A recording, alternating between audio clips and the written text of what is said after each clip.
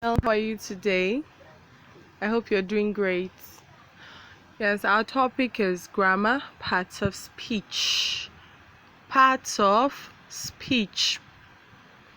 You must have been hearing about grammatical classes, word classes. Now they are the same as what parts of speech. Who is talking? This is Miss Anne. Okay, I forgot to introduce myself. My name is Miss Anne, your English teacher, and today's topic is what parts of speech. Now, what are parts of speech, or what do we mean? When we talk about parts of speech, what are we looking at? Now, you need to understand something, Daniel, that each word of English, okay, the individual words of English must belong to a part of speech. But this part of speech or word classes depends on how that word is used in that particular sentence. Okay, what do I mean now? We have come to understand that English words are polysemous. I hope that's not too much for you actually. But what do I mean by polysemy? Polysemous in the sense that one word may belong to more than one part of speech or more than one grammatical class, depending on what? On its function. So parts of speech simply refers to the function a word performs in a sentence. So when I say, for example, when I say the word man, the first thing that comes to mind is a mature male adult. Do you understand? But that doesn't mean that the word man means only what? Man as in a mature male adult. No. It can mean other things depending on the function it performs in the sentence. Let's look at the following sentences. John is a man. Yes, here. This man is actually a man, as in John, Mr. John, a man, a mature male adult, which is a noun. Let's look at the second sentence and find out whether we're still talking about a male adult here. John is not man enough. John is not man enough. No, it doesn't. This man here doesn't mean that John is not a male adult. That's not what it means. Okay, it simply means that John is not courageous enough. John is not brave enough. Most times we believe that men are strong, boys are strong, brave, courageous, So it simply means that John is not brave enough. So it doesn't mean that John is not a man, as in he's not a mature male adult. That's not what it means. And because of the function which it performs here, which is the qualifier of a noun, tells us about the noun John, we now say that man here is an adjective. Now let's move to the third example. John was asked to man the farm. John was asked to man the farm. Yes, there's another man here. And this man here does not mean brave, maybe being brave or courageous.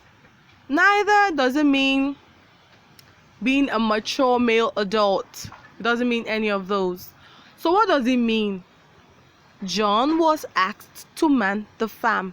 He was asked to do something. That's an action. It's an action. He was asked to take care of the farm.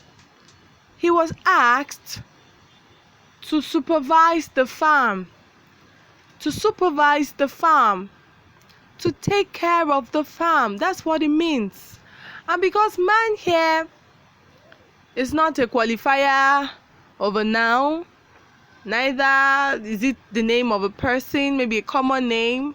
It now has a special function which takes it to another grammatical class of what? Verbs. So now we can boldly say that English words are polysemous. I believe you understand, you're following. Yes, you're a very brilliant girl, and I know that you understand what I'm saying. John is a man. Man there is a noun. John is not man enough.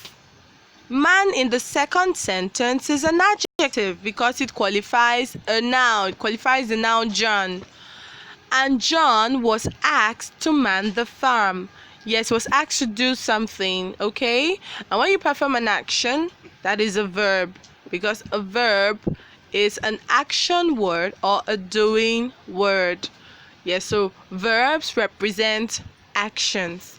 Okay, so having understood that English words may belong to different parts of speech or grammatical classes or word classes, now let us look at the 8 recognized parts of speech in English.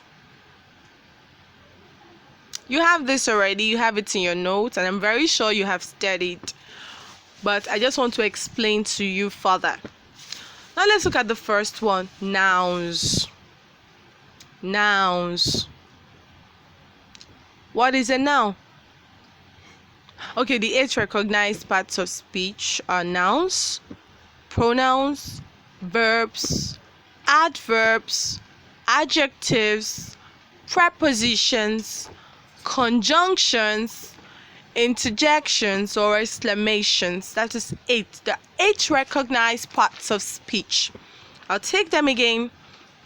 Nouns, pronouns, verbs, adverbs, adjectives, prepositions, conjunctions, and interjections or exclamations. So for this lesson, actually, this is supposed to be our focus. In our subsequent lessons, Danielle, are you there? Are you following? Very good. In our subsequent lessons, we get to know what a noun is. We get to know the functions of a noun, the types of a noun, and so on. And equally, we get to know what pronouns are, types of pronouns, verbs, what are verbs, like that, adverbs, adjectives, prepositions, conjunctions, interjections.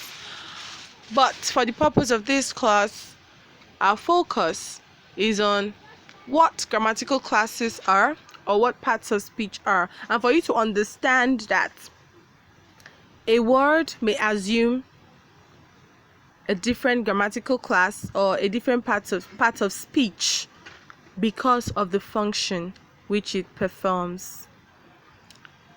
Now we come to the end of the class. Hopefully during the Zoom class we have time to interact, so if you have any questions based on my explanation, if there's anything that you are not you don't get or you don't understand, if there's any gray area, you can just point it out to me during the Zoom class where we can actually interact.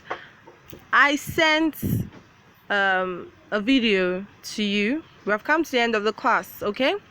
I sent a video to you on reading. I hope that you listen to the video and you have seen the benefits, okay, of reading. Alright, that'll be all for now. I'll talk to you later in the day during the Zoom class. I'll send your ID for today to your mom. My regards to everyone. Have a lovely day ahead. And then I hope I'm not forgetting something. I hope today is not your birthday. And if today is your birthday, then we have to pop champagne. Alright, take care, darling. Bye.